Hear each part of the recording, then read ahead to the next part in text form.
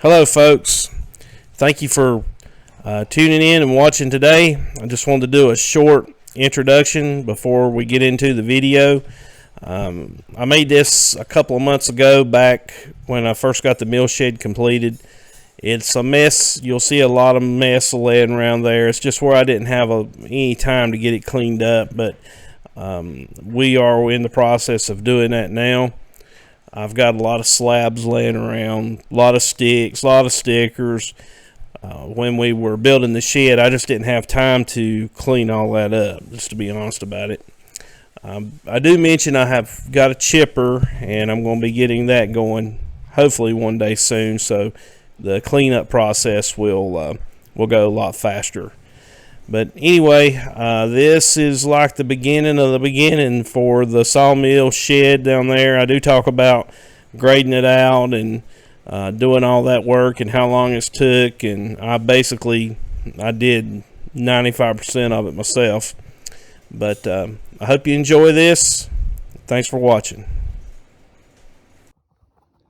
So down here at the saw deck, log yard, sawmill, well, we call it a lot of different things.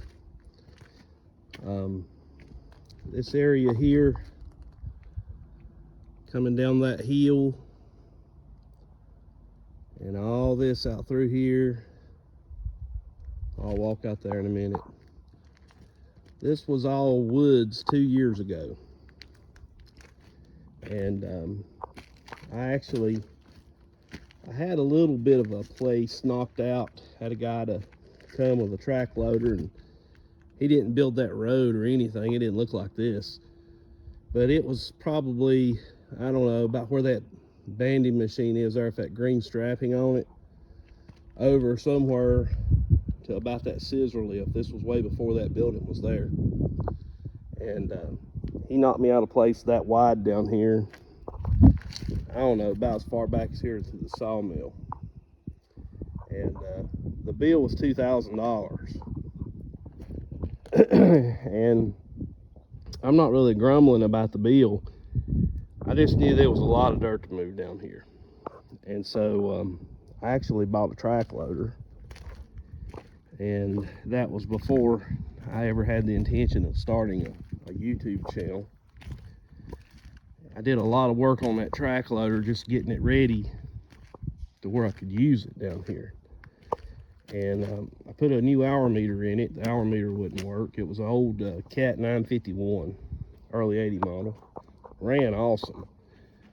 Bought it from one of my buddies, and had a really bad oil leak in it.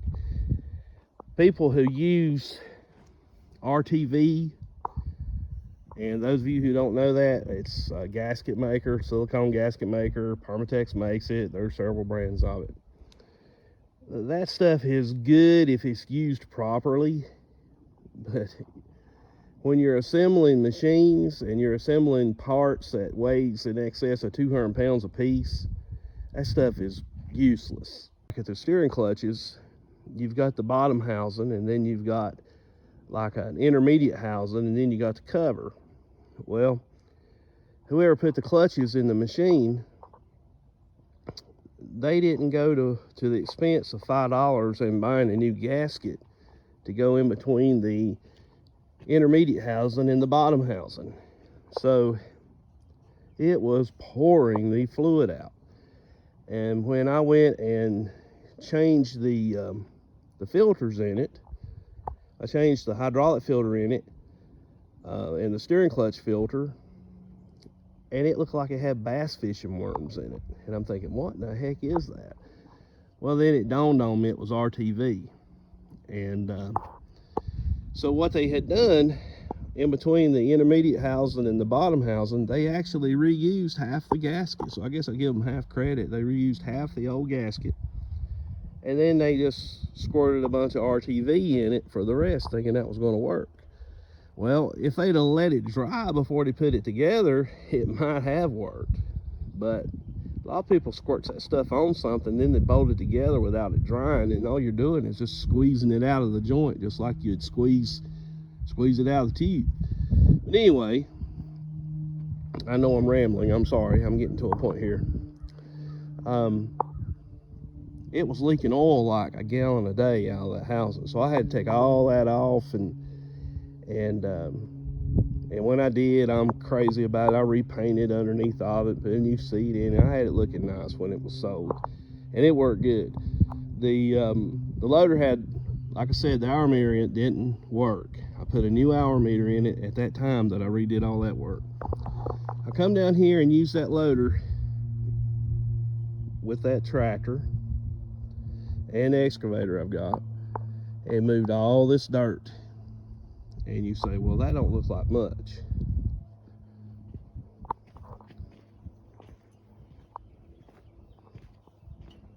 And you're probably not going to be able to tell from the phone, but it's 12 foot deep down there. And what I did right here, I had some old slabs and stuff. I just stuck it in here. My son threw that chicken wire off in there. I need to get that out of there. I don't want that in there. This is, other than that wire, this is all decomposable material. And it's already, from that right there to there, it's already settled 2 feet in there. And this actually holds the dirt. I put old slabs in here against these trees, just made kind of like a barrier. And all this stuff will eventually rot out, and I realize that. But what it does, it gives it time for all the dirt to settle and harden. And more importantly, it gives time for new growth of things to come up. And that's what will actually hold it, is new trees and new different kinds of things. And as time goes on, if I need to put some more brush or something in there, I can find plenty of brush. Got a tree trimming crew that lives a half a mile from me, and he has all kinds of brush. And this is kind of what, I'll show you this right here. That's kind of like what I'm talking about. See if I can get a better view of it. I'll take brush, limbs, whatever, and I'll build a wall out of it. And there's some old concrete. I need to push that down there. But I'll build a wall out of all that old brush, and then I'll put my dirt against it, and that acts just like a, you know, silt fence, basically. And if you look down through the woods down through there, it looks like that's wash, but actually it's not. That's where I took the excavator down there the other day. I had a log to roll off back there, and that's just where I messed the leaves up with the excavator, but that's not wash. All this up in here that you see, there's no wash, and that's the cause. But the other reason I wanted to take this video is to show you this, my new shed. And I don't know if I finished telling you the story about the track loader or not, but when I put that new hour meter in it, I used it down here, and I put 135 hours on that track loader, moving dirt, scooping it out of that bank, walking it over here, scooping it out of that bank, walking it over here. And if I had to pay somebody to do that, it's untelling how much it would have cost me. But when I got this job done, I sold the track loader and actually made some money on all that deal. But I wanted to show you my building. If you count that overhang, it's 30 foot wide and 72 feet long. It took me 2 years to get this. And I got some more pictures I'll put on so you can see how muddy it was down here. This is a mud hole, and it don't dry out at all in the winter. I've got to work on that. I've got a monster pile of slabs here. I've been giving wood away. I've got a chipper that the motor's blowed up in it, but I got another motor to put in it. I'll be doing a video on that one day. There's some old lumber I cut that I've had that I've got another little project for. This here is my stacking table. I engineered this. I guess you could say just come up with the idea, not really engineering it, but the thought is when you use a sticker, that's what we call these right here, these go in between your lumber. And I'll show you some here in a minute, but you can see it right there in between that stack, those sticks sticking out on the edge of it. Well, we just did that by hand, and it looks sloppy, and I don't like sloppy, believe it or not. It's hard to tell that, but I don't. But this table is 12 feet long, and each one of these, I guess you'd call them bunks, is 2 foot on center. And so if you got an 8-foot board, and in sawmill lumber, an 8-foot board's always at least 4 inches over. I like to have mine 6, but they're at least 4. You can take your board and you can lay it here. So that's 2, 4, 6, 8. And you should have a little overhang right there. And you'll have a little overhang right there. So you lay your boards crossways all the way back. These right here help you. This is 2-inch C-channel. It helps your boards from sliding off the back, so it keeps it straight. So once you get your boards laid on the stacking table, then you take your stick, stick it in that piece of 2-inch C-channel like that, and it keeps it from getting crooked. That's always the aggravating thing when you're stacking lumber. But you lay it there, and you just line it up over the bunk. You do that all the way across your lumber, no matter whether it's 8 foot, 10 foot, 12 foot. If it's 14-foot lumber, you just center the board right on the center bunk. 16-foot lumber, you do the same thing. If it's 16 foot, you're gonna have basically 2 foot hanging off each end. So you put a stick on the very end of the board, and then that would be 16, 14. 14 would be just a little bit off the edge here. 12, so on and so forth. And I made this out of rough sawn white oak, and I put these stupid treated blocks on it. I had them from something else I took down just to keep my legs out of the dirt. But as you can see, that old stupid southern yellow pine ain't worth a dime. And so I'm gonna take him off. Since I've got the building over here now, it's gonna be setting in the dry, so I'm getting ready to take those off. But like I said, this was built out of white oak lumber. I treated it with a mixture of burnt motor oil and diesel fuel, 50-50. I put 3 coats on this thing, and it already needs another coat. That's how much it soaked it in. And if you can get burnt motor oil out of like a diesel engine, it's even better. Now here's something I thought long and hard about. And before I show it to you, none of that used to be here. It actually would just run into a bank, and there was a wet weather spring in there. And I would drive that tractor right there. I'd come down here and come down that little hill over there that they knocked out when I told you they did that little bit of grading work for me. And I'd sit over there, and I'd drive down in the woods over where the edge of that log pile is, and I'd look back this way, and I'd look back that way, and try to imagine what this place would look like. Because what I wanted a way in, which is, you can't see it, I'll show you in a minute, but that's the road right there where my customers come in. And I wanted them to be able to pull in, I load their lumber, and then they pull right out. And that's what I got, and it works good. The road is going out by my house right now. I don't like that. Eventually I'm going to build another connector road and go down through the woods, pass on the other side of where my pickup is sitting over there, and go back out to the main road. But I wanted it very convenient. I didn't want people to be able to turn trailers around, turn cars around, because I have met people who couldn't back a trailer to save their life. And that nothing wrong with that. It's just if you're relying on that, you're gonna always have trouble.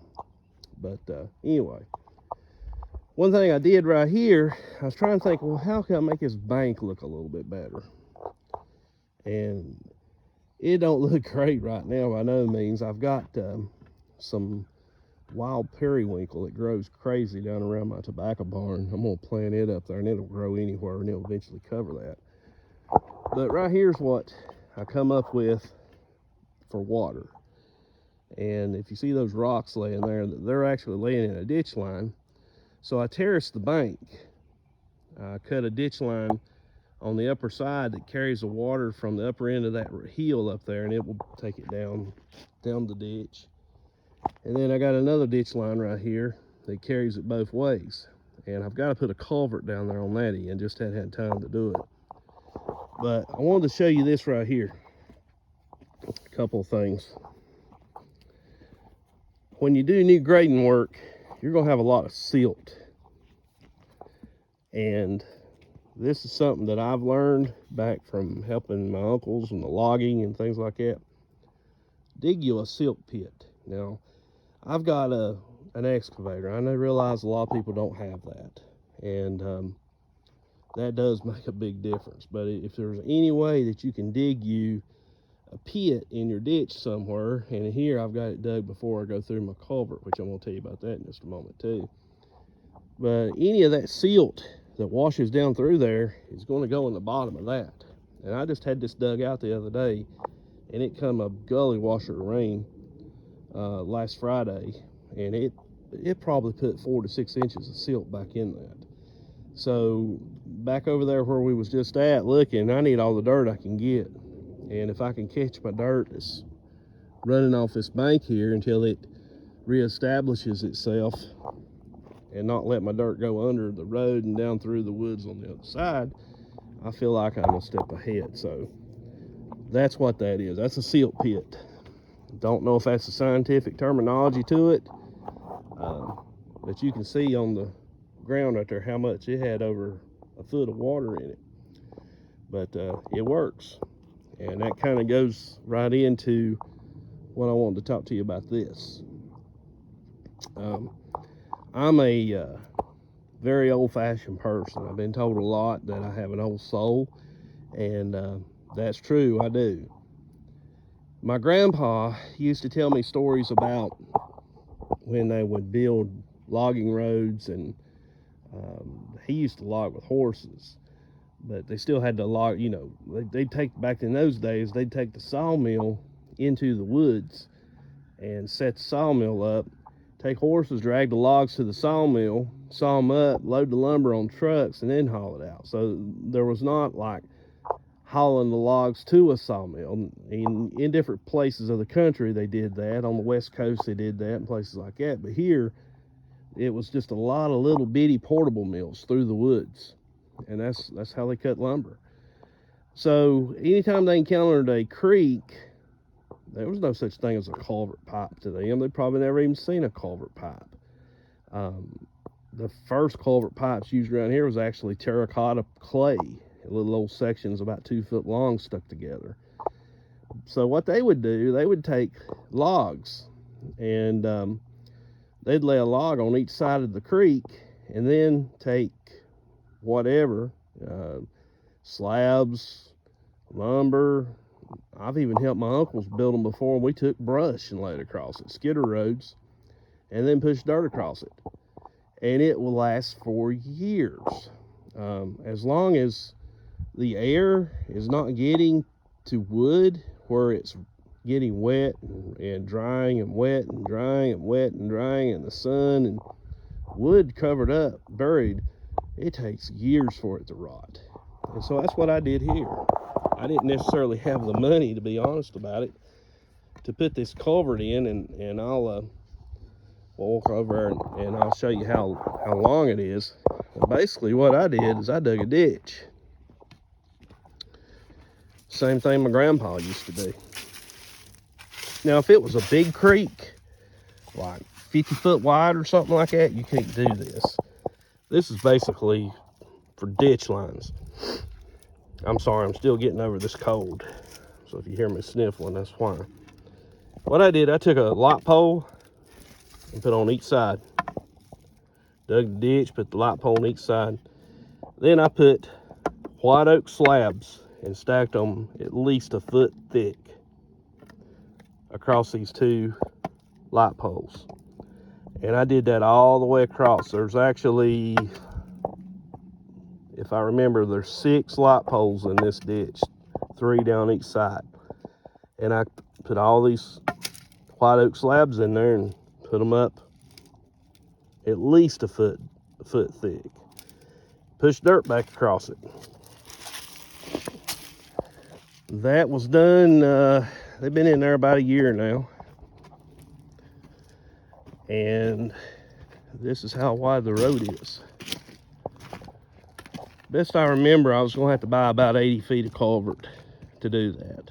Now, I know a lot of people out there, what they're thinking right now.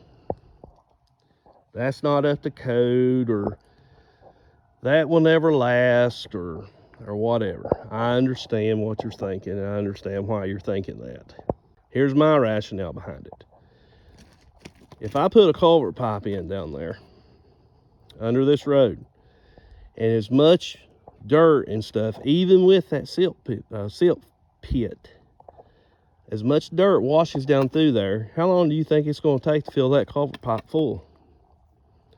And when it does fill it full, I'm going to have to dig it out. And when I dig it out, more than likely I'm going to tear it all to pieces. So if I put that culvert pipe's probably about $250 a joint, 8 joints in there, or 80 feet, there's 20 foot, there'll be 4 joints. That's 1,000 foot of culvert pipe. And I'm a small businessman, and when I buy stuff, I have to make it last. I just can't afford to put 1,000 foot of culvert pipe under a road every year. So by doing this way, I'm gonna take you down here and show you the end of it where it comes out. If this lasts 10 years, then I go, there you can see where it comes out at. I also put these big rocks over it. But anyway, if it lasts 10 years, and then I've got to go dig it out, that bank over there should be reestablished. So it's not going to fill it full at that point. I haven't lost anything because those light poles were given to me. The slabs, well, they come off of logs, so they're pretty much free. The only thing I'll lose is a little bit of gravel, which I would lose that anyway if I had a culvert pipe that I had to dig up. So that's my rationale with it. It's doing the same thing. It's not hurting anything. Nothing's being done wrong. No, nothing illegal as far as I'm concerned. But anyway, that's my culvert pipe. I'll take you over here and show you my rock wall. This was built, I laid every one of these with that mini excavator. And a lot of the dirt that come in here was brought off that hill up there. I would back that track loader up that hill and get a bucket full and push it down. I had a buddy of mine who would take my tractor and then drag it on out here, because I needed a lot of dirt. And anyway, I knew I was going to have something to help hold that bank back. And so, like I've said before, this place grows rocks and poison oak really good. I had a bunch of rocks that come out of that, where I built that building over there. And I just made me a rock wall out of it. Nothing spectacular. I'd lay rock in there and then put dirt behind it, and lay rock in there and put dirt behind it. And yeah, it's washing mud through the rock. And yeah, it's not pristine like it would be if you was laying rock around a nice house, but heck, this is a sawmill. And like I said, I'm gonna plant some of that wild periwinkle and let it kind of drape over the wall. And I've got some willow trees I'm gonna plant up there too. So we'll see how that goes. But that's the drive coming in. And like I said, customers will just come down this drive, down this hill, and they'll circle around and load their lumber and go out the other way. And I wanted to show you this. I wanted to show you the sawmill site. Hopefully, since I just got this building built, I'm going to be getting some of this cleaned up now, because before, I couldn't really do anything over here where this building is. I couldn't really put the sawmill under there because it'd be under, it'd be in the way when we was working on the building. So we're going to move the sawmill today and get ready to service it. And we're going to put it in the shed. One thing I will show you real quick, talking about the rocks. When I built the building, I bored the holes for the post, and 4 or 5 of them, I got down about 6 inches and just hit rock. And so it's hard to see. I've got these logs piled on them, but all those rock in there actually come out of those post holes. I had to dig the holes with the excavator with a stump ripper and break those rocks out, dig the holes down to the depth that I wanted them, and then pack the dirt back in the hole and then drill it back out. Had to do that for 4 or 5 holes. I can't remember how many, but that's the way I had to do it. So I had to do to get it done. Another thing I'll tell you real quick, again, going back to being old-fashioned. I met an old man one time. I was sawing lumber for him, and he wanted a fence built. So he was the kind of guy that it didn't make no difference what species wood it was. If it had blown down in the woods, he was going to use it. He wouldn't use a good tree. He wouldn't cut a good tree. He would only use what was blown down. And so he said, I want you to saw me some fence posts. And I said, okay. And I took the sawmill, this is back when I did portable work. I took the mill up to him and started sawing. Well, he was bringing me pine and poplar and all kinds of stuff. And I'm like, this stuff is not going to last. And he said, well, let me tell you what I do. And so he told me a trick. If you take your post, when you're setting post in the ground, a post will never rot under the ground. It always rots right here at the ground. And if you put dirt, if you only put dirt in around your post, when it settles, it makes a little dam all the way around the post. So every time it rains, the water sits right there. Then the water dries out. Then it rains and it sits there, and then the water dries out. And remember what I told you, when something is under the ground, it doesn't rot. It's right there at the ground. I've seen these treated posts rot off. I did a job for a lady in a horse barn, actually, and a 6x6 post rotted completely through inside a barn where she washed her horses right there in 10 years. This new treated lumber is just not what it used to be. But anyway, he said, here's what you do. When you dig your holes, put about 6 inches of gravel, clean gravel's the best, down in the bottom of the hole.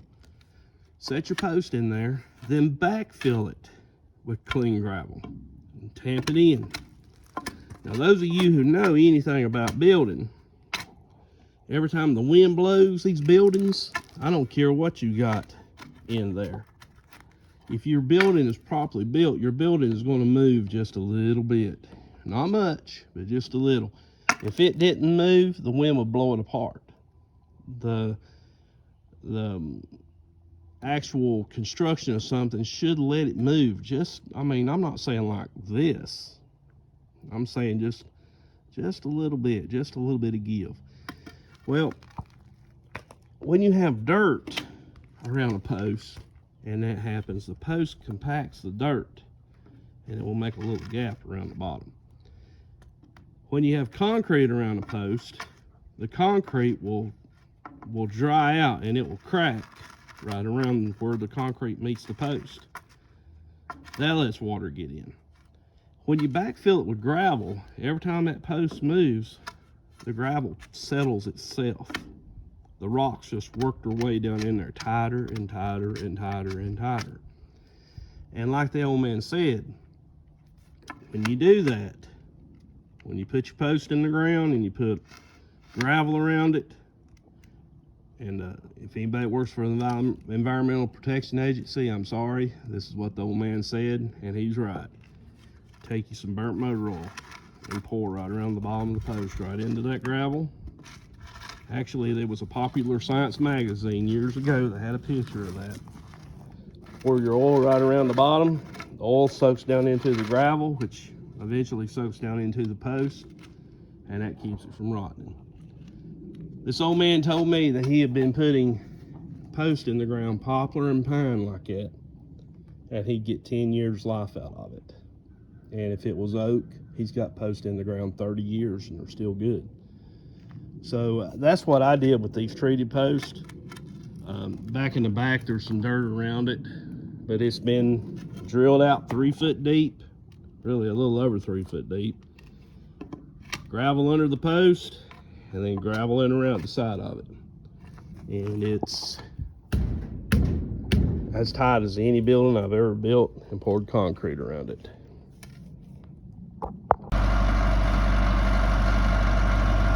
This is Ethan, first time on the bulldozer.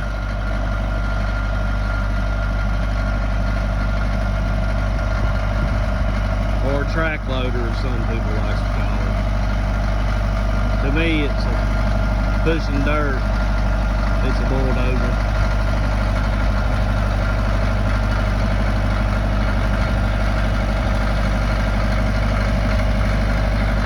Trying to get this mud off so we can do some work. Right now he's just floating the ground, getting the loose off.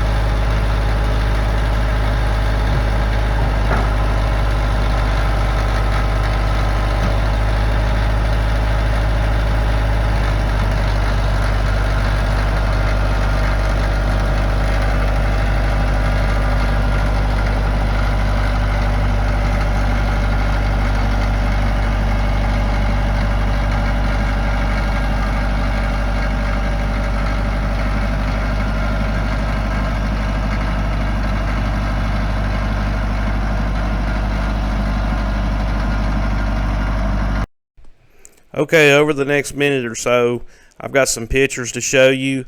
This first one right here is my son Ethan moving dirt for me, doing some box blade work. It was muddy. This one's my crazy dog Merle. He got out of his dog fence, his electric fence, come down, played in the mud when I was on the excavator. Here's where we got the trusses laid out, the batter boards put up to start drilling holes for posts. There we're setting posts with the forklift and the boom pole. Got all the posts in. It was hot when we did that. Another picture of the post in, braced up. Here we're starting to get pictures of where we got the trusses set. I did paint them black. Here we're putting in the purlins in between the trusses. Another view of the purlins in. Another view. I sawed the purlins myself. Another.